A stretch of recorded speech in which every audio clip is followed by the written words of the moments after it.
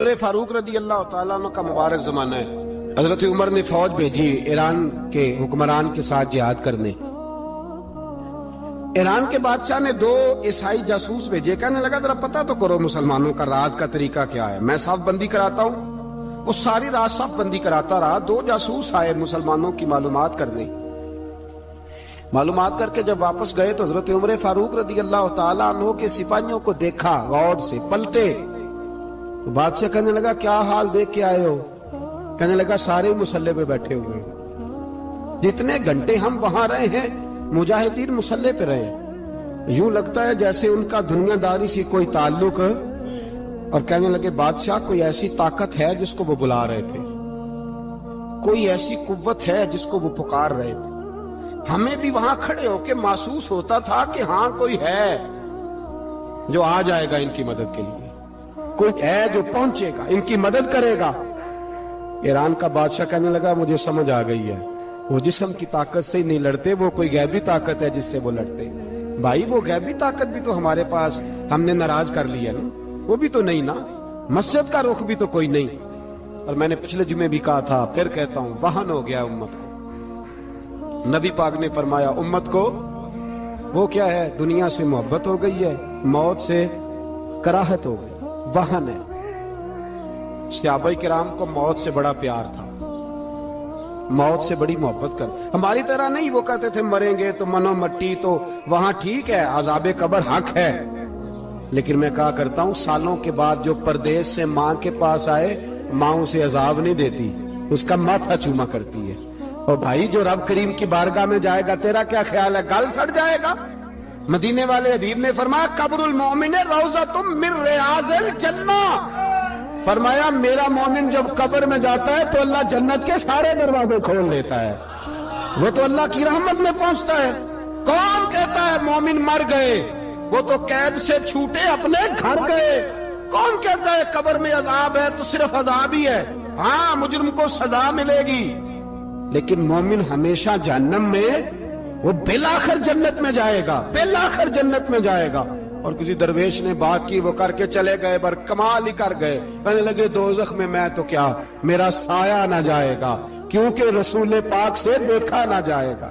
نبی پاک سید عالم علیہ السلام کے غلام تو دیکھو نا، ساری زندگی عمر فاروق، بخاری پڑھو تو صحیح، ساری زندگی عمر ہر نماز کے بعد کہتے تھے اللہم ارزقنا شہادت فی سبیلک، اللہ بسترے پہ موت نہ دینا، موت مجھے شہادت کی دینا۔ حضرت سیدنا مولا علی شیر خدا کرم اللہ تعالیٰ وجہ الکریم ساری زندگی کہتے رہے اللہ، علی نے میدان میں عمر گزاری ہے، اسے شہادت کی موت عطا فرما۔ او بھائی یہ تو شہادتیں مانگنے والے۔ حضرت امام حسین میدان کربلا میں کھڑے تھے، شمر کہنے لگا حسین تیری چاروں جانب موت ہے، آپ فرمانے لگے تجھے ابھی ہمارا پتہ ہی نہیں، موت سے تو ہمارا پیار چلتا ہے، اور فرمایا یہ شہادت تو ہمارا پیچھا کرتی ہے، پہنچ جاتی ہے جہاں ہم ہوتے ہیں، موت سے ڈر آ رہا ہے۔ مسلمان کا مرنے کو دل نہیں کرتا، ورنہ وہ اتنی بڑی کوٹھی میں کون رہے گا؟ مرنے کو دل اس لیے نہیں کرتا کہ وہ جو 6 کروڑ 10 کروڑ ڈالر لوٹ کے رکھے ہیں، مر گئے تو کھائے گا کون؟ وہ فقیر فاقہ مست تھے، ان کا گھر ہی کوئی نہیں تھا، ان کے بینک بیلنس ہی کوئی نہیں تھے، وہ کہتے تھے گھر ہمارا ہے وہ جو ہمارے رب نے تیار کیا ہوا ہے، ہمارا بینک بیلنس ہے وہ جو ہمیں جنت میں جا کے ملے گا۔ ان کا تو یہ کھاتا ہی کوئی نہیں تھا، اس لیے وہ شہادت کی۔ حضرت عمر بن جموع رضی اللہ تعالیٰ عنہ میدان احد میں 4 بیٹے لے کے آئے، کتنے بیٹے بول کے بتائے؟ 4 بیٹے لے کے عمر بن جموع آئے، اور خود ایک ٹانگ سے لنگڑے سے آپی ہے، ٹانگ چھوٹی ہے، حضور کے سامنے کھڑے ہوئے کہا محبوبہ میرے 4 ہی تھے، میں 4 لے آیا ہوں، قبول کر لے۔ تو حضور نے فرمایا تو کیوں تلوار اوڑے آیا ہے، یہ تو نے کیوں گلے میں اسلحہ ڈالا ہوا ہے؟ کہا یا رسول اللہ میں نے بھی تو جانا ہے نا۔ تو حضور نے فرمایا 4 بیٹے جو ہیں۔ تو حضرت عمر بن جموع نے بات کی، صحابہ کہتے ہیں ہم لبوں سے مسکرا رہے تھے، آنکھوں سے رو رہے تھے، کیا عجیب انداز ہے۔ حضور نے فرمایا عمر 4 بیٹے جو آ گئے تو تو رہنے دے۔ حضرت عمر رو پڑے، کہنے لگے محبوبہ کیا لنگڑے جنت میں نہیں جائیں گے؟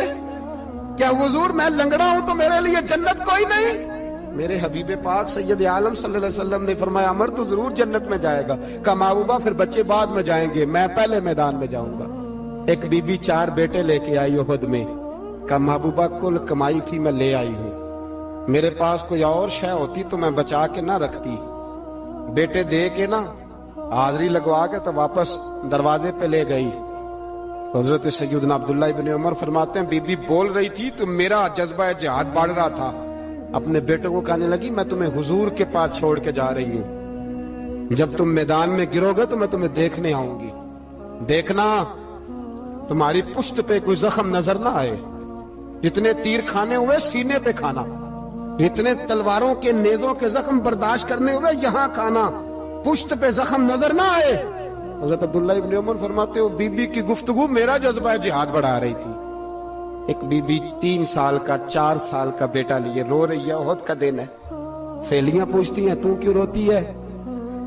وہ کہتی ہے دیکھو میرا خاوند بھی بدر میں شہید ہو گیا، بھائی اور باپ بھی، دل کرتا ہے کوئی جوان بیٹا ہوتا تو آج مصطفیٰ کے ساتھ اسے ہی بھیج دیتی، کوئی جوان میرے پاس ہے ہی 3 سال کا تو کیا کروں، 3-4 سال کا بچہ کیا کرے گا؟ پتہ نہیں کیا دلیل آئی، اچانک اٹھی، بیٹے کو سینے سے لگایا، کپڑا ڈالا، مسجد نبوی پہنچ گئی۔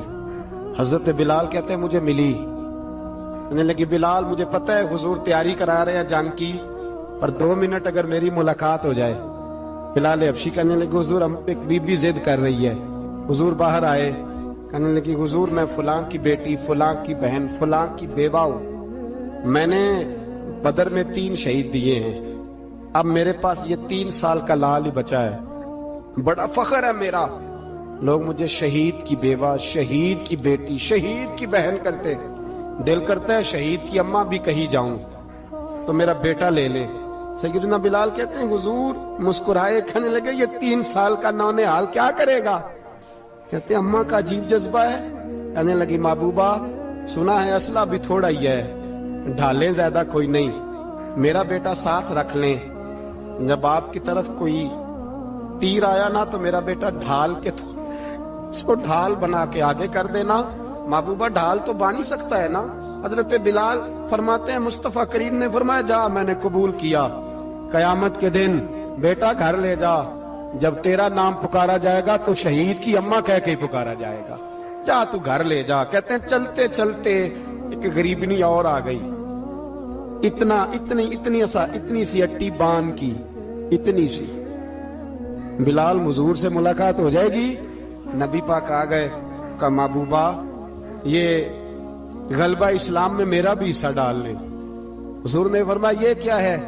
کہنے لگے حضور خامد فوت ہو گیا، اولاد اللہ نے بے نیازی سے دی نہیں، سویرے چرخہ کاٹ کے رزق حلال کھاتی ہوں، میرے پاس نا یہ اتنا سا بان ہے، ایک گھوڑے کی لگام بن جائے گی، محبوبہ حصہ تو ڈال جائے گا نا دین کے لیے، میری قبولیت ہو جائے گی۔ میرے حبیب نے ہاتھ اٹھائے اور دعا مانگی، کہے اللہ جتنا تو میدان کے مجاہدوں کو اجر عطا فرمائے اتنا اس غریبنی کو بھی عطا فرما۔ حضرت عمر فاروق رضی اللہ تعالیٰ عنہ رات کا وقت چہرے پہ نقاب ڈال کے گلی میں گھوم رہے تھے، میں بھی گلی میں نکلتا ہوں، آپ بھی نکلتے ہیں، لیکن مقصود یہ ہے کہ ذرا پتہ کریں باہر کی ہوا کیسی ہے، مقصود یہ ہے کہ پتہ کریں کہ آج برگر کس دکان کا اچھا ہے، معلومات کریں کہ محلے کی سیاست کس رخ جا رہی ہے، وہ بھی نکلتے تھے، لیکن مقصود یہ نہیں تھا، مقصد سمجھ گئے تھے نا، وہ اس لیے نکلتے تھے کہ پتہ کروں کوئی دکھی تو نہیں، کوئی تکلیف میں تو نہیں، کوئی آزمائش میں تو نہیں۔ دیکھیں نا کام وہی ہے، میں بھی کرتا ہوں، آپ بھی کرتے ہیں، ساری دنیا کرتی، لیکن وہ ایکم احسن عملا، کردار کس کا ستھرا ہے، ذہن کس کا اونچا ہے، ذوق کس کا بڑا ہے۔ زندگی وہ بھی بتا گئے، ہم بھی گزار رہے ہیں، لیکن وہی کمزور باتیں اور وہی روایتی گفتگو اور وہی لب و لہجہ اور وہی دنیا داری کے مخصوص سی ہماری گفتگو، فلاں کیا کر رہا ہے، کہاں پہنچ گیا، اگر پیسے کسی نے نہیں کمائے تو کہاں نکھٹو ہے تب نہیں کمائے، اور اگر زیادہ کما لیا تو کہنے لگے 1 نمبر طریقے سے تو نہیں کمائے جا سکتے، یہ کوئی غلط رستہ بڑی گفتگو ہے، بس نشستن گفتن برخاستن۔ تو اعلیٰ کام، اعلیٰ کردار ان لوگوں، حضرت عمر گزر رہے تھے تو غلام ساتھ تھا، ایک شخص کو دیکھا کہ مدینے کے باہر خیمہ لگایا ہوا ہے، بھئی خیریت ہے، یہاں خیمہ کو لگایا؟ کہنے لگا امیر المومنین سے ملنے آیا، رات ہو گئی تھی تو سوچا یہیں قیام کر لیتا ہوں، صبح ان سے ملوں گا۔ تو فرمایا اندر کسی کے درد سے کراہنے کی آواز آتی ہے، کہنے لگا میری بیوی ہے۔ اور بچے کی ولادت کا وقت آ گیا تکلیف میں. حضرت عمر دوڑے گھر گئے, اپنی اہلیہ سے کہنے لگے نیکی کمانے کا ارادہ ہے؟ اس نے کہا ہے. مقصد سمجھ گئے تھے نا وہ لوگ, بالکل ہے. فرمایا جو ضرورت کی چیزیں ولادت کے وقت ہوتی ہیں لے لے. کچھ گھی لے لیا, کچھ چنے لے لیے, کچھ ضرورت کی چیزیں لے لی, خاتون کو ساتھ لیا. یہ خاتون اول کی بات کر رہا ہوں میں خاتون اول کی بات کر رہا ہوں. حضرت فاروق اعظم رضی اللہ تعالیٰ عنہ امیر المومنین ہے. حضرت عمر نے اپنی اہلیہ کو ساتھ لیا, جہاں وہ شخص تھا وہاں آئے. اہلیہ نے حضرت عمر کے ذمہ کام لگایا, آگ جلا لیں, یہ تیل لے لیں, فلاں چیز گھی میں ڈال لیں, بنانی شروع کر دیں. فاروق اعظم نے ہاتھ کے اندر پکڑا ہوا برتن, چمچا, ڈوئی بھی آخ لی دے, پنجابی ہے نا, تو وہ کام کر رہے ہیں, چلا رہے ہیں, آگ جلا رہے ہیں. خاتون اندر ڈیوٹی کر رہی. تو وہ شخص جو تھا نا جس کی بیوی تھی, وہ کہتا ہے میں 2-3 دفعہ کا غلام ادھر آ, فلانی چیز بتا. میرے ذہن میں یہ تھا کہ امیر المومنین نے کو بندہ کھڑا کیا آنے جانے والے مسافروں کا خیال کرے. میرے ذہن 2-4 دفعہ میں نے اپنے لفظوں میں بات بھی کہہ دی, لیکن جب اندر میرے بچے کی ولادت ہوئی تو اندر سے میری بیوی بولی اور حضرت عمر کی اہلیہ بولی, اور بول کے کہنے لگی امیر المومنین مبارک ہو, آپ کے دوست کو رب نے بیٹا دیا ہے. وہ شخص کہتے ہیں میں باہر کھڑا تھا, وجود تڑپ گیا, آنکھیں برس پڑی. کبھی نہیں رویا تھا پر کیفیت عجیب بن گئی. کوئی تقریر نہیں سنائی, کوئی اعلیٰ شعر نہیں انہوں نے پڑھا. میں نے جوں لے کر ان کے سر سے پاؤں تک دیکھا. میں نے کہا یہ وہی شخص ہے جس کا نام لے تو کیسر و کسرا کانپ جاتے ہیں, یہ وہی شخص ہے. میں نے جمعے میں کہا تھا کہ روب کپڑوں کا نہیں ہوتا, روب تو دیانتداری کا ہوتا ہے. ہاں, بڑا مال کما کے لوگوں نے بنائی ہوتی ہے کار کوٹھی, تو بندے کھڑے ہو کے کہہ دیتے ہیں 2 نمبر طریقے سے آیا ہے. اور 13ویں-14ویں گریڈ کا ملازم ہو تو اس کے سامنے بہت بڑا افسر ڈر رہا ہوتا ہے, یار بندہ دیانتدار ہے, یہ رشوت نہیں لیتا, سفارش نہیں مانتا, یہ میرٹ پہ کام کرتا ہے. تو روب تو آپ کی دیانتداری کا ہے, آپ کی سچائی کا ہے. اپنی زندگی میں جو لوگ مقصد سمجھ گئے, مقاصد پا گئے, کچھ کر گئے, ہم ذرا الجھ گئے ہیں. پہلے اتنا شاندار مکان بناتے ہیں, پھر مرنے کو کس کا دل چاہے. اتنی محنت کر کے جو ہے وہ کوٹھی بنائی ہے تو اب چھوڑ کے کون جائے. وہ تیار بیٹھے تھے, انہیں نبی کریم نے کہا تھا کن فی الدنیا کانک غریب او عابر السبیل, تم نے مسافروں کی طرح رہنا ہے. او میرے بھائی, کبھی دیکھا ہے ایئرپورٹ پہ مسافر لڑتا ہو کہ میں نے یہ جگہ خریدنی ہے؟ اسے پتہ ہے کہ ابھی فلائٹ آنی ہے, میں نے تو چلے جانا ہے. ریلوے اسٹیشن پہ جو جگہ ہوتی ہے وہ خریدنے کے لیے لوگ رٹا نہیں ڈالتے, انہیں پتہ ہے پہلی ٹرین سے چلے جانا ہے. بس سٹاپ پہ جھگڑے نہیں ہوتے کہ یہ کرسی میری ہے, جانا جو ہے مٹی دیں تے مٹی رہنا ہی. ایویں کادی بلے بلے, اج مٹی دے اتے بندے آتے کل مٹی دے تھلے. اتنا زیادہ مقصد نہیں نا جب سمجھتے تو بے چین ہے, بے قرار. بعض لوگوں نے اتنے پیسے جمع کر لیے کہ اتنے کھا نہیں سکتے, اتنی ضرورت نہیں, لیکن اس کے باوجود ہے کہ وہ دوڑ ختم ہونے کا نام ہی نہیں لے رہی. حضرت صدیق اکبر رضی اللہ تعالیٰ عنہ امیر المومنین ہے. بادشاہوں کے بڑے بات ہوتی ہے. ہمارے ملک میں ایسے بھی بادشاہ گزرے ہیں کہ جو سفر پہ جاتے تھے تو خانساہ میں بھی لے جاتے تھے, باورچیوں کو بھی لے کے جاتے تھے کہ کھانا میری مرضی کا ہونا چاہیے. حضرت ابوبکر صدیق نے پانی مانگا, امیر المومنین, تو صحابہ نے نا شہد ملا پانی پیش کیا. کوئی اتنی لمبی بات تو نہیں, لیکن صدیق اکبر رو ہی پڑے, اور اتنا روئے کہ ہجکیاں بن گئیں. لوگ کہتے ہیں پتہ نہیں تھا کس بات پہ رو رہے ہیں, پر ہم بھی رو پڑے.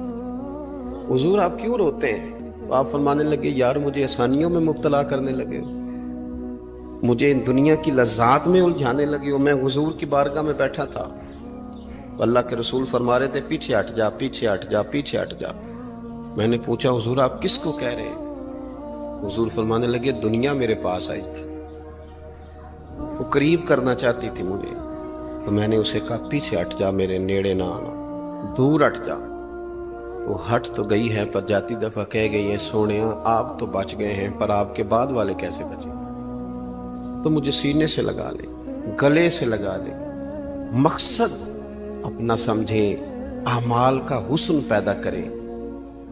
اگر انسان کا مقصود مال کمانا ہے تو اگر مال مل گیا تو اس کے بعد پھر کیا کرے گا؟ کسی نے طے کر لیا تھا کہ بہت بڑی گاڑی اور بہت بڑا بنگلہ مجھے چاہیے، تو وہ بنگلہ اسے مل گیا، گاڑی آ گئی۔ اب تو مقاصد کیونکہ طے نہیں ہوتے، تو جو چیز انسان چھوٹا سا مقصد طے کرتا ہے وہ اسے حاصل ہو جاتا ہے۔ میں نے ملک سے باہر جانا ہے، گھر سیٹ کرنا ہے، ساتھ والا پلاٹ لینا ہے، ہو گیا سارا کچھ، تو اب وہ پھر انسان بے چین ہو جاتا ہے، پریشان رہتا ہے، کہتا ہے سمجھ نہیں آتی مطلب مقصود کیا ہے۔ اللہ تبارک و تعالیٰ نے تو ایک تنکا بے مقصد پیدا نہیں کیا، اتنا سونا انسان کیسے بے مقصد پیدا کر؟ تو رب کریم نے ہمیں بتایا کہ مقصد تو تمہارا ہے، مقصد ہے الذی خلق الموت والحیات لیبلوکم ایکم احسن عملا۔ اس نے موت اور حیات اس لیے پیدا کی ہے تاکہ پتہ چلے تم میں اچھے عمل کون کرتا ہے، تم کس قدر زیادہ اپنے رب کی عبادت کرتے ہو، کس قدر زیادہ حسن اخلاق کا مظاہرہ کرتے ہو، کس قدر زیادہ لوگوں کی خدمت کرتے ہو، کس قدر زیادہ تم دین کی تبلیغ میں، اشاعت میں، ابلاغ میں، ترویج میں کردار ادا کرتے ہو۔ با مقصد تمہیں بنایا، با مقصد اچھا ترین عمل تم میں سے کون کرتا ہے، اس لیے موت اور حیات پیدا کی تھی کہ تم نے ستھرے سے ستھرے اعمال، بہتر سے بہتر کردار، اعلیٰ سے اعلیٰ تمہارا انداز زندگی۔ دیکھیں ہم نے لوگوں کے ساتھ مل کے رہنا ہوتا ہے، بہت ساری چیزیں ایسی ہوتی ہیں کہ جو تکلیف کا سامان بنتی ہیں۔ اب انہی لوگوں کے ساتھ اللہ نے ہمیں مل کے رہنے کا حکم دیا، ان کے حقوق ادا کرنے کا حکم دیا، تو ساتھ ساتھ نا درگزر کا بھی کہا، معافی کا بھی کہا۔ جب انسان معافی کر دینے والا ہو جاتا ہے، درگزر والا ہو جاتا ہے، تو پھر وہ بڑا ہو جاتا ہے، بڑے دل والا ہو جاتا ہے، بڑے حوصلے والا ہو جاتا ہے، بڑے ضرب والا ہو جاتا ہے، اس کی زندگی حسین ہوتی۔ تو یہاں آئے تھے کچھ کام کرنے، وہ جو ہم نے مقصود بنائے تھے نا، مطلب اچھے کپڑے، اچھی دنیا داری، اچھی گاڑی، اچھا موبائل سیٹ، وہ چونکہ مقصود نہیں تھا تو ان چیزوں کے حصول کے باوجود بھی لوگ پریشان ہیں۔ مقصود یہ تھا کہ بہترین عمل، سونا عمل، اعلیٰ ترین عمل میرے رسول پاک صلی اللہ علیہ وسلم کے غلاموں نے نا وہ عمل کر کے دکھایا۔ اعلیٰ ترین مزاج رکھتے تھے اور اعلیٰ ترین خدمت، یعنی لوگ ان کا کردار دیکھ کے نا، کردار اور عمل دیکھ کے تو لمبی تقریریں کرتے ہیں، باتیں کرتے ہیں، بڑا کچھ بتانا پڑتا ہے، لیکن وہ بس تھوڑا سا نا لوگ ان کے پاس اٹھتے بیٹھتے تھے، آتے جاتے تھے۔ اتنی دوڑ ہے کہ آگے بڑھ کے اور لینا ہے، اور لینا ہے، حل میں مزید کا رٹا، وہ سمجھ گئے، ہم نا اڑے ہوئے۔ بہت سارے لوگ ایسے ہیں جنہیں صحیح بات کا پتہ چل گیا ہے، وہ فیصلہ کرنے میں دیر کر رہے ہیں، انہیں سمجھ آ گئی ہے کہ بہتر یہی ہے کہ میں وقت پہ مسجد آیا کروں، انہیں سمجھ آ گئی ہے بہتر یہ ہے کہ سویرے اٹھ کے نا واٹس ایپ بعد میں دیکھوں، پہلے قرآن پاک کی زیارت کر لیا کروں۔ سمجھ انہیں ہے، سمجھ ہے کہ باتیں زیادہ کرنے سے بہتر ہے درود و سلام زیادہ پڑھا جائے، پتہ انہیں ہے، وہ فیصلہ ہی نہیں کر رہے، ارادہ نہیں بنا رہے، توجہ نہیں کر رہے۔ جب بہت زیادہ بندہ دنیا داری میں الجھ جاتا ہے نا، بہت زیادہ، آسانیاں تو بندے کو جینے نہیں دیتی۔ پہلے انسان کہتا ہے کہ موٹر سائیکل ہو جائے نا تو چلو سفر آسان ہوگا، پھر موٹر سائیکل کہتا ہے ٹائر 2 ہیں، 4 ٹائروں والی ہونا، چلو مہران ہی ہو جائے خیر ہے، لیکن مہران میں بیٹھتے ہی اسے خیال آتا ہے کہ اس کی تو سیٹیں تنگ ہیں، پھر اس سے بڑی گاڑی چاہیے۔ یہ روز دوڑ ہے، 5 فقیروں کسے نہیں ماریا، اے ہوئی چور اندر دا، یہ دوڑ ہے، یہ ختم۔ حضرت ابوبکر صدیق رضی اللہ تعالیٰ عنہ امیر تھے، ہمیں تو نا جی ایک سے ایک کھانا، اور آج یہ نہیں کھانا، آج میری مرضی کا کھانا، یہ میری مرضی کا، یہ میرے بچے کی مرضی کا، یہ فلانے کی مرضی کا، وہ خواہشات کا انبار۔ اور نفس بچے کی طرح ہوتا ہے، خواہش پوری کرو تو فوراً ہی دوسری بھی بتا دیتا ہے، دوسری پوری کرو تو تیسری کی بھی خبر دے دیتا ہے۔ ہم نا چونکہ الجھ جاتے ہیں، پھر وہ الجھاؤ ہمیں باہر نہیں نکلنے دیتا۔ اگر تھوڑا تھوڑا کر کے، میرا مطلب یہ ہے کہ زندہ رہنے کے لیے روٹی کھانی ہے نا، مثلا روٹی کا لطف کتنی دیر ہوتا ہے، جتنی دیر منہ میں چباتے ہیں، اس کے بعد ختم۔ تو کپڑا تو پہننا تھا بدن چھپانے کے لیے، اس میں وہ کدھر سے آ گئی ساری کہانیاں جو آج بن گئیں. اور اتنے میں نے عجیب و غریب نظام دیکھا ہے کہ نوجوان ہے، اچھا بھلا سیاںا آدمی، کپڑے اس نے تازے سلوائے ہیں اور 99 لوگوں نے کہا ہے صحیح لگ رہا ہے، تو صرف ایک نے کہا نہیں ٹھیک لگ رہا. وہ پریشان ہو جاتا ہے، کہتا ہے اس کا کچھ کروں. کیوں؟ اس لیے کہ یہی سارا مقصود سمجھ لیا ہے، کپڑے پہننا، اسی میں الجھ جانا.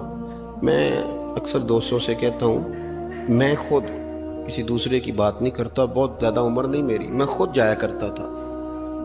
شادی کوئی آ گئی تو 2-3 دن پہلے ابا جی کہتے تھے پرانے جوتے کچھ گنڈوا لا، کچھ پالش کرا لا، توڑے میں ڈال کے جانا موچی کے پاس، اس نے کچھ سیٹ کر دینے. اب کہاں رہ گیا جی یہ کام؟ چھٹی نہیں ہو گئی. اب کون سا ایسا سلسلہ ہے؟ وہ جو کہیں سے کپڑا تھوڑا پھٹ جاتا تھا نا تو اماں اس کو اس طرح پیوند کراتی تھی کہ ڈیزائن بھی بن جاتا تھا اور کام بھی چل جاتا. کدھر گیا وہ دور؟ لیکن تکلیف دیکھ لیں آج پہلے سے زیادہ ہے، لڑائی پہلے سے زیادہ ہے، آزمائش پہلے سے زیادہ ہے. کیوں؟ جتنی بھی خواہشات آپ بڑھاتے جائیں گے نا مقصد فوت ہوتا جائے گا. جتنی بھی مقصود سفر کرنا ہے، گاڑی دکھانا تو مقصود نہیں نا، لیکن ہمیں وہ والی گاڑی چاہیے کہ لوگ ایک دفعہ انگلی منہ میں ڈالیں کہ وہ اس گاڑی پہ بیٹھا ہوا ہے. ہم مقصد سے پیچھے ہٹیں گے جب پھر تکلیف میں آئیں گے، پھر آزمائش. زندگی میں ہم نے جو چیزیں مینج کی ہیں وہ ساری دوسروں کے لیے ہیں، ہمارے لیے کوئی شے بھی نہیں. ولیمے پہ گئے تاکہ برادری راضی ہو جائے، تعزیت کے لیے گئے تاکہ محلہ راضی ہو جائے، فلانا کام کیا تاکہ لوگ جو ہیں وہ میرے حق میں ہو جائیں. ساری زندگی دوسروں کے لیے جی کے گزار دی، اور آپ نے 99 نیکیاں کی، ایک خامی آئی تو لوگ تو وہ تھے جو پھر بگڑ گئے. بہتر نہیں بندہ رب کو ہی راضی کرے. واللہ ورسولہ احق ان یرضوا، اللہ اور اس کے رسول کا زیادہ حق ہے کہ انہیں راضی کیا جائے، ان کا زیادہ حق. اپنی زندگی میں معاملات کو ترتیب دیں، ایک مخصوص ذہن بنائیں. اتنا سویرے قرآن شریف پڑھنا ہے، اتنا درود پاک، اور یہ راز ہو ہمارا اور ہمارے رب کا، یہ راز ہو. اتنی دیر مصلی پہ بیٹھنا ہے. میرے ایک دوست ہے ڈاکٹر صاحب، میں بیٹھا تھا تو وہ ایک شخص کو کہہ رہے تھے تیرے دل میں کچھ باتیں ہیں نکال دے تاکہ تیری ٹینشن ریلیز ہو جائے، تیری صحت ٹھیک ہو جائے گی. تو بندہ کہہ رہا تھا اچھا ٹھیک ہے ڈاکٹر صاحب. تو میں نے کہا کہ اگر آپ اجازت دیں تو ایک بات میں بھی کر لوں. نے کہا آپ بھی کر لیں. تو میں نے کہا ڈاکٹر صاحب کچھ دکھ بڑے ذاتی اور نجی ہوتے ہیں، بندہ کسی کے سامنے کہہ ہی نہیں سکتا، بڑے ذاتی قسم کے ہوتے ہیں. وہ آپ کسی کے سامنے اتنا مرضی کوئی قریبی ہو، وہ بندے کی اپنی اندر کی کچھ ایسی تکلیفیں ہوتی ہیں اندر کی. آزم گنڈاں دے وچ گنڈاں 10 کیڑی کھولا، بڑے مسئلے ہوتے ہیں، آپ کیسے بیان کر سکتے ہیں؟ سوال ہی نہیں پیدا ہوتا. تو کہنے لگا پیر صاحب حال تو ہوگا نا. میں نے کہا بالکل ہے. ہمیں ہمارے دین نے دعا سکھائی ہے، جو کسی سے نہیں کہہ سکتے وہ اپنے رب سے کہہ دو. اللہ کے حضور عرض کر دو، کشکول طلب دراز کر کے کہہ دو مالک یہاں پریشان ہوں. وہ بڑا کریم ہے، عطا بھی کرے گا اور پردہ پوشی بھی فرمائے گا. اپنے اللہ کے ساتھ اپنا تعلق مضبوط کریں. اپنی زندگی میں حسن اعمال کا پیدا کریں، اعمال کا، کہانیوں کا نہیں، باتوں کا نہیں، تصویروں کا نہیں، نئی سے نئی پکچر کا نہیں، اعمال کا. اور خوبصورت ترین طریقہ ہو. دیکھیں نا مشکل سے بھی تو نماز پڑھنی ہے نا. سویرے ابا بڑے غصے میں تھے تو پھر مجھے اٹھنا ہی پڑا، تو اس طرح بھی تو پڑھنی ہے. تو اگر بندہ ذوق سے اٹھے اور ذرا سونا کر کے وضو کرے اور ذرا صحیح کر کے مصلی بچھائے اور سجدہ کرے تو ذرا ذوق سے کرے. مجھے سوز دے، مجھے ساز دے، مجھے نیم شب کا نیاز دے، دم سجدہ خود کو میں توڑ دوں، مجھے ایسا ذوق نماز دے. اس ذوق کے ساتھ آگے بڑھے. مقاصد جب بندہ سمجھ جاتا ہے نا، مقاصد، پھر اس کے لیے آسانی ہوتی ہے. میں نے عرض کیا تھا زیادہ باتیں نہیں کرنی، مقصود تو ایک پیغام دینا ہے.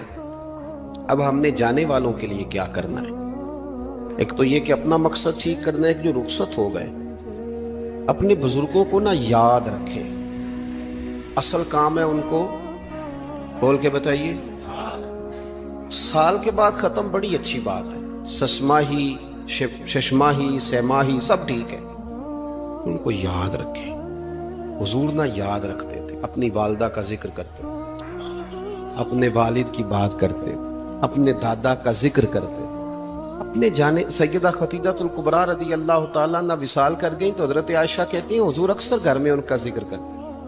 اپنے بزرگوں کو یاد رکھیں، ان کا ذکر کریں. ان کو نا والد کے لیے نا والد ہونا شرط ہے، پی ایچ ڈی ہونا شرط نہیں.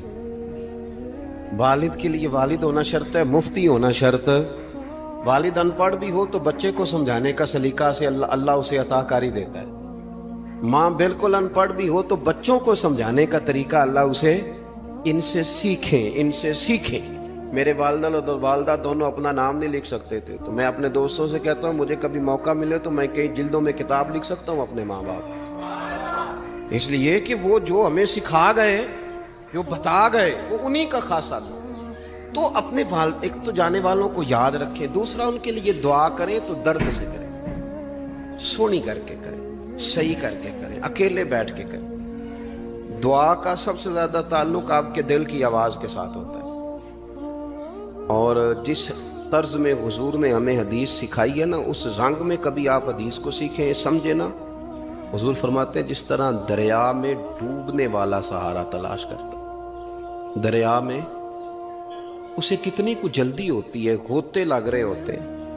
وہ اس طرح کا نہیں ہوتا کہ میں عصر کی نماز کے بعد پھر آؤں گا تجھے نکالنے، اس طرح تو نہیں نہ ہوتا. دریا میں ڈوبنے والا اس طرح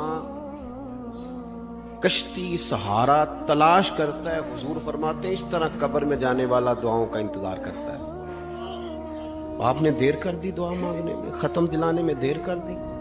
کت صبح و شام ہمہ وقت دعا. ابھی آپ آیتیں سن رہے تھے سورہ ابراہیم کی، اللہ نے نماز میں رکھ دی، ربنا اغفر لی ولوالدی وللمؤمنین یوم یقوم الحساب. ایک تو انہیں یاد رکھیں، خوب دعا کریں، اور دوسرا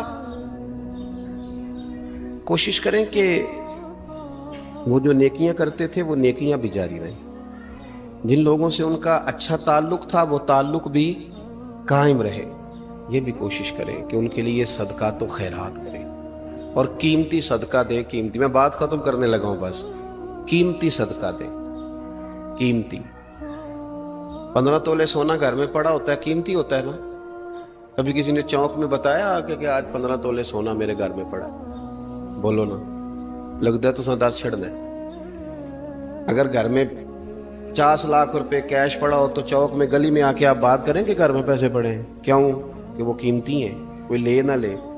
تو یہ جو 5000 مسجد دیکھ کے سارے محلے کو بتاتے ہو یہ بھی صدقہ تھا، یہ بڑا قیمتی چیز تھی. یہ بتانے والا نہیں تھا، یہ تو نیکی تو قیمتی تھی. قیمتی چیز جو ہوتی ہے وہ تو چھپائی جاتی ہے کہ بتائی جاتی ہے. یہ جو بیٹیاں ہیں نا اسلام کی مائیں بہنیں، یہ قیمتی ہیں. اس لیے اسلام انہیں کہتا ہے تم گلیوں اور چوکوں میں آنے والی نہیں، قیمتی چیزیں گھر کے اندر رہا کرتے ہو. تم قیمتی چیزیں ہو، تمہارا وجود قیمتی ہے. تم کبھی ماں ہو، کبھی بیٹی ہو، کبھی بہن ہو، کبھی بیوی ہو، قیمتی ہو. اس لیے تمہیں اسلام کہتا ہے کہ گھر کے اندر رہو گی تو تمہاری قیمت رہے گی. کچھ چیزیں ایسی ہیں جو چوکوں میں گلیوں میں پھیل جائے تو ان کی قیمت نہیں رہتی. اس لیے تمہیں کہا جاتا ہے کہ گھر میں رہو. یہ جو تمہیں چوکوں میں لاتے ہیں یہ تمہیں بے وقت کرنا چاہتے ہیں، بے قیمت کرنا چاہتے ہیں. انسان تھوڑی دیر کے لیے، اگر تھوڑی دیر کے لیے غور کرے تو بڑے بڑے جانور انسان سے بڑے طاقتور ہیں، لیکن اللہ نے ان کی نکیل انسان کے ہاتھ میں تھما دی. اتنا بڑا جہاز ہے، ٹنوں وزن لے کے چل رہا ہے. انسان کے بس کی بات نہیں کہ وہ کئی لوگ لگ کے بھی اس کو اٹھا سکیں، لیکن اللہ نے اس کے قبضہ و اختیار میں کر دیا ہے. فرمایا هو الذی خلق لکم ما فی الارض جمیعا، زمین میں جو کچھ ہے سارا تیرے لیے بنایا ہے، آسمان میں جو ہے سارا تیرے لیے بنایا ہے. وما خلقت الجن والانس الا لیعبدون، فرمایا کل کائنات میں نے تیرے لیے بنائی ہے اور تجھے میں نے اپنی عبادت کے لیے پیدا فرمایا ہے. تو جنوں اور انسانوں کو اللہ نے اپنی عبادت کے لیے تخلیق فرمایا.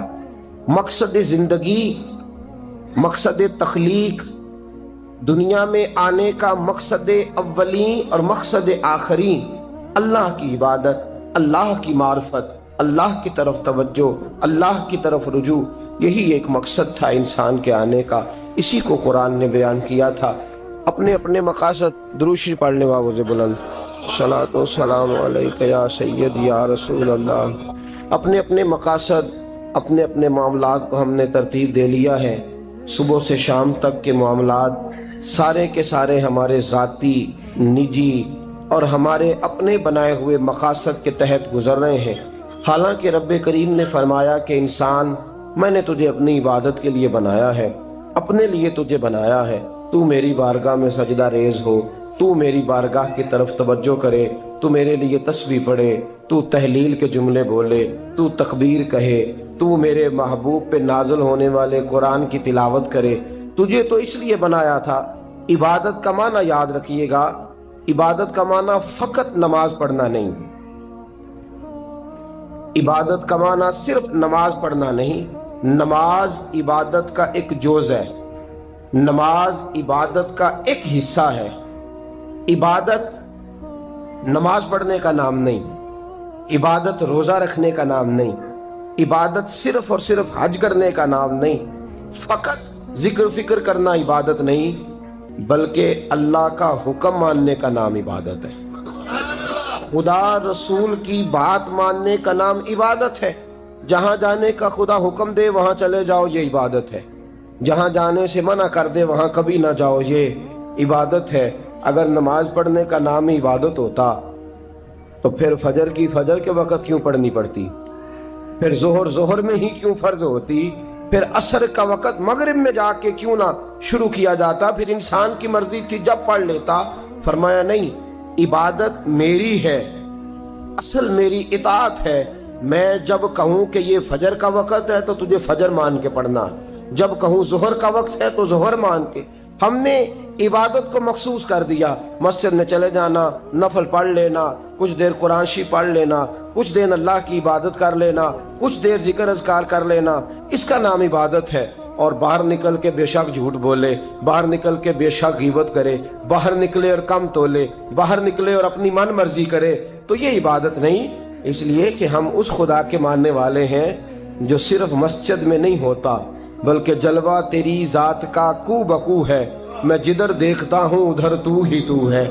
ہمارا خدا صرف مسجد میں نہیں ہے، اللہ ہر جگہ ہے۔ جے میں تینوں اندر جانا پھر مقید جانا، جے میں تینوں باہر سمجھا اندر کون سمانا، اندر بھی تویں باہر بھی تویں، وچ بلا کون نمانا۔ اصل بات یہ ہے کہ جب خدا ہر جگہ ہے تو اللہ تبارک و تعالیٰ کا حکم ہر جگہ ماننا ہے، ہر جگہ اطاعت کرنی ہے، ہر لحاظ سے۔ رب کی بات ماننے کا نام عبادت ہے، اللہ کی، اس کے رسول الپاک صلی اللہ علیہ وسلم کی بات ماننے کا نام، توجہ ہے آپ کی میری بات پہ؟ عبادت کا مفہوم سمجھیے گا، عبادت کا مفہوم سمجھیے گا۔ ہمارا وہ دین نہیں جو پنڈتوں، جوگیوں، راہبوں کا مذہب ہے کہ جنگلوں میں نکل جاؤ، تسبیح لے لو، میں کھٹکتا ہوں دل عالم میں کانٹے کی طرح، اور تو فقط اللہ اللہ اللہ۔ یہ مذہب نہیں۔ ہمارا دین کہتا ہے مسجد میں بیٹھ کے جو ذکر کرے گا اسے بھی ثواب ملے گا، اور جو محنت کر کے کما کے بچوں کو کھلائے گا اسے بھی ثواب ملے گا۔ ہمارا دین یہ کہتا ہے جو مسجد میں بیٹھ کے قرآن پڑھے گا اسے بھی ثواب ملے گا، اور جو گلی میں پڑا ہوا کانٹا اٹھا دے گا اسے بھی اللہ اجر عطا فرمائے گا۔ اللہ کا حکم ماننا، اللہ کا حکم ماننے کا نام عبادت۔ محمود غزنوی کے پاس ہیرا ہے، محمود غزنوی کے بڑے غلام تھے تو ایک بڑا پیارا تھا اسے، آپ جانتے ہیں اس کا نام کیا تھا؟ ایاز محمود غزنوی کو بڑا تو حسد شروع ہو جاتا ہے ہر جگہ، اللہ ماشاءاللہ۔ لوگ کہنے لگے بادشاہ ہر وقت اسی کو پیار کرتا رہتا ہے، ہر وقت اسی کی طرف توجہ کرتا رہتا ہے۔ بادشاہ نے ایک دن آزمانا چاہا، اتنا ہیرا تھا، موٹا ہیرا بادشاہ کے پاس۔ بادشاہ نے ایک وزیر صاحب کو بلایا، کہا یہ اینٹ پکڑو، ہیرے پہ مارو، اسے توڑ دو۔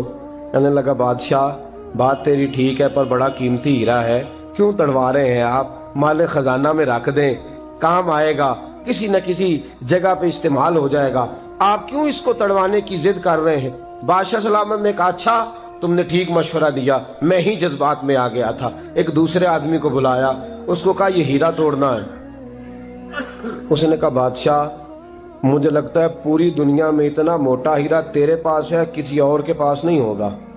یہ توڑنے کی چیز نہیں، تجوری میں سنبھالنے کی چیز ہے، اسے سنبھال کے رکھ۔ تیسرے کو بلایا، چوتھے کو بلایا، جس کو بھی بلاتا رہا وہ بادشاہ کو سمجھاتا رہا، جس کو بلایا بادشاہ کو سمجھایا۔ ایاز کی باری آئی، کہا ایاز ادھر آ۔ توجہ ہے آپ کی؟ ایاز ادھر آ، یہ ہیرا تو توڑ دے۔ اس نے اینٹ پکڑی، زور سے ماری، ہیرا توڑ دیا۔ بادشاہ کہنے لگا بڑا بیوقوف ہے بھئی تو، یہ سارے میرے خیر خواہ تھے، مجھے سمجھاتے رہے اور تو نے خیال ہی نہیں کیا، میں بیوقوف تھا تو تو بھی ساتھ ہو گیا، توڑ ہی دیا۔ کہنے لگا بادشاہ غلطی ہو گئی، مجھ سے غلطی ہو گئی، مجھے نہیں توڑنا چاہیے۔ اس نے کہا اچھا چل چھوڑ، ایک بات بتا، تیرے سامنے جو سب مجھے مشورے دے رہے تھے تو نے کیوں نہیں دیا؟ میں نے تجھے کہا توڑ دے۔ کیا لفظ ایاز نے کہے، کمال کر دی۔ کہنے لگا بادشاہ میرے دل میں خیال آیا ہیرا ٹوٹتا ہے تو ٹوٹ جائے، میرے بادشاہ کا حکم نہیں ٹوٹنا چاہیے۔ یہ ٹوٹتا ہے تو ٹوٹ جائے، یہ کرچی کرچی ہوتا ہے تو ہو جائے، خزانہ خالی ہوتا ہے تو ہو جائے، لیکن میرے مالک کا حکم نہیں ٹوٹنا چاہیے۔ بادشاہ میں ہر چیز توڑ دوں گا پر میں تیرا حکم نہیں توڑ سکتا۔ بس دوستو یہی عبادت ہے، بلا مثال و بلا تشبیہ بات سمجھیے گا۔ جس نے خدا کا حکم توڑ دیا اس نے عبادت نہیں کی، اور جس نے خدا کا حکم اچھا آؤ نماز کے لیے، دکان کا وقت ہے، گاہک بھی زیادہ آ گئے ہیں، رش پڑ گیا ہے، اب تھوڑا وقت مشکل ہو جائے گا، ذرا تھوڑی دیر میں پڑھ لوں گا۔ ہیرا ٹوٹتا ہے تو ٹوٹ جائے، گاہک آنے کا سلسلہ ٹوٹتا ہے تو ٹوٹ جائے، روزی آنے کا سلسلہ ٹوٹتا ہے تو ٹوٹ جائے۔ مسلمانوں خدا کا حکم نہیں ٹوٹنا چاہیے، رسول اللہ کا فرمان نہیں ٹوٹنا چاہیے۔ میرے رسول پاک صلی اللہ تعالی علیہ وسلم کا اقبال نے کیا کہا؟ کہنے لگا اے طائر لاہوتی، اس رزق سے موت اچھی جس رزق سے آتی ہو پرواز میں کوتاہی۔ کہا خدا کا حکم نہ توڑ بیٹھنا، اور عبادت بھی جس کو اللہ کہہ دے وہ عبادت ہے۔ ایک بندہ زوال کے وقت نماز پڑھنے کھڑا ہو جائے تو ہو جائے گی، کیوں؟ نماز نہیں پڑھ رہا۔ اچھا میں آپ کو روایت سناتا ہوں، شیر خدا مولا کائنات حضرت علی المرتضی رضی اللہ تعالیٰ عنہ فرماتے رسول پاک صلی اللہ علیہ وسلم نے ہمیں منع فرمایا یا جب عید الفطر کا دن ہو یا عید الاضحیٰ کا دن ہو تو تم نے کیا کرنا ہے؟ فجر کی نماز پڑھنی ہے، اس کے بعد اشراق چاشت نہیں پڑھنی، فجر سے لے کر عید کی نماز تک درمیان میں کوئی نماز نہ پڑھنا۔ جب عید کی نماز ہو چکے پھر تمہیں اجازت ہے جتنے مرضی نفل پڑھو، لیکن فجر سے لے کر عید تک تم کوئی اور نماز نفل درمیان میں نہ پڑھنا۔ حضرت علی المرتضی شیر خدا کا زمانہ ہے، عید کا اعلان ہو گیا، عیدگاہ میں لوگ کٹھے ہو رہے ہیں، ایک شخص دوڑا آیا، اس نے آ کے نماز کی نیت باندھ لی۔ توجہ ہے آپ کی؟ میں نے کہا عبادت ہے خدا کا حکم ماننے کا نام۔ حضرت علی رضی اللہ تعالیٰ عنہ نے نماز کے بعد اس شخص کو بلایا، فرمایا ادھر آ، تجھے نہیں پتا کہ جب تک عید کی نماز نہیں ہوتی کوئی اور نفل نہیں پڑھیں گے؟ کہنے لگا جی میں نے نماز ہی پڑھی ہے، کوئی جرم کیا ہے؟ کوئی نماز پڑھی ہے نا، میں نے سجدہ کیا ہے، کوئی جرم ہے؟ حضرت علی نے تلوار نکال لی، فرمایا جو مصطفیٰ کی سنت توڑ کے نفل بھی پڑھے گا میں اس کا بھی سر قلم کر دوں گا، جو رسول پاک کے حکم کے خلاف عبادت بھی کرے گا اس کو بھی قتل کر دیا جائے گا۔ توبہ کر۔ یاد رکھیے گا عبادت خدا رسول کی بات ماننے کا نام ہے۔ آپ سویرے 8 بجے اٹھ کے کھڑے ہو جائیں کہ میں نے تو فجر پڑھنی ہے، فجر کا وقت 8 بجے نہیں ہوتا، وہ گزر گئی 4 بجے، 4:15 بجے ہو چکا۔ ایک شخص شام 7 بجے کھڑا ہو جائے کہے جی میں تو ظہر کی نماز 7 بجے پڑھا کروں گا، یہ کیسے ممکن ہے؟ اس کا وقت تو 2 بجے کے راؤنڈ اباؤٹ ہے، تجھے اسی وقت ادا کرنی۔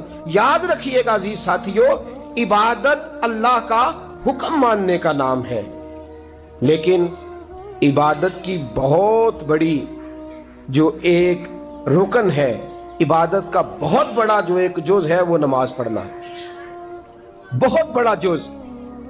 حضرت محمد بن ابی بکر حضرت صدیق اکبر کے صاحبزادے رضی اللہ تعالیٰ عنہ کیا فرماتے ہیں مسلمانوں بڑے نصیبوں والے ہو، بڑے نصیبوں والے ہو، تمہیں تو اللہ کی بارگاہ میں جانے کے لیے اجازت ہی نہیں لینی پڑتی، اللہ نے تمہارے لیے دروازہ ہی کھول دیا ہے، جب دل کیا وضو کیا نماز کی نیت باندھی اللہ کے دروازے کھل گئے، اور بغیر کسی ترجمان کے تم نے اپنے رب سے بات کرنی شروع کر دی۔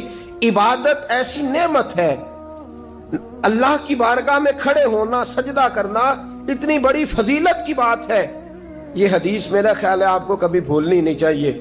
سید عالم نور مجسم शफी मुअज्जम सल्लल्लाहु अलैहि वसल्लम ने फरमाया, बताओ अगर कोई किसी के घर मेहमान जाए तो मेजबान उसके साथ क्या सलूक करेगा? तो सहाबा कहने लगा, या रसूल अल्लाह, जितना मेजबान अच्छा होगा उतना ही अच्छा सलूक करेगा, जितना वो आला होगा उतना ही आला सलूक करेगा, जितना वो अरफा होगा उतनी ही उसकी बात भी बड़ी होगी। नबी पाक सल्लल्लाहु अलैहि वसल्लम ने फरमाया, जो मस्जिद जाता है वो अल्लाह का मेहमान है, जो मस्जिद जाता है वो अल्लाह का मेहमान है। फरमाया मेजबान के जिम्मे है कि मेहमान के ऊपर रहमत करे, करम करे। फरमाया जब तू मस्जिद जाता है तो खुदा भी रहमतों के दरवाजे खोल देता है, अल्लाह तेरे लिए फजल के दरवाजे खोल देता है। नबी पाक सल्लल्लाहु ताला अलैहि वसल्लम ने फरमाया, जब तू अपने घर से मस्जिद जाने के लिए अभी निकलता है, अभी तो गया नहीं, अभी तो निकला है, फरमाया तूने सीधा पैर उठाया है तो तेरा एक दर्जा बुलंद हो गया है, तूने उल्टा कदम उठाया है तो तेरा एक गुनाह माफ हो गया है, फिर तूने सीधा कदम उठाया है तो तेरा एक दर्जा बुलंद हो गया। अपनी अपनी तबीयत है ना। हुजूर ने हदीस सुनाई, हजरत सैयदना उसैयद बिन हुजैर रदी अल्लाह ताला अन्हु देहाती आदमी थे, मस्जिद नबवी से दूर घर था, मस्जिद आने जाने के लिए गधा रखा हुआ था, गधे पे बैठ के मस्जिद आते थे, नमाज पढ़ के उसी पे बैठ के लौट जाते थे। जिस दिन हुजूर ने फरमाया ना, एक कदम पे एक गुनाह माफ होता है, एक कदम पे एक नेकी मिलती है, गधा गाड़ी छोड़ा है। सहाबा कहने लगे, यार दूर का तेरा सफर है, तू आराम से गधे पे आ जा। कहने लगे, क्यों? मैं क्यों गधे पे आऊं? मैं तो रोज पैदल आऊंगा, तुम सबके थोड़े थोड़े गुनाह माफ होंगे, थोड़े थोड़े दर्जे बुलंद होंगे। मैंने चूंकि दूर से आना है, अल्लाह मेरे ज्यादा गुनाह माफ फरमाएगा, मेरे ज्यादा दर्जे बुलंद फरमाएगा, मेरे ऊपर ज्यादा करम नवाजी फरमाएगा। जो मस्जिद की तरफ चल के आया, एक एक कदम पर अल्लाह उसके दर्जे बुलंद करेगा, एक एक कदम पे अल्लाह उसके गुनाह माफ करेगा।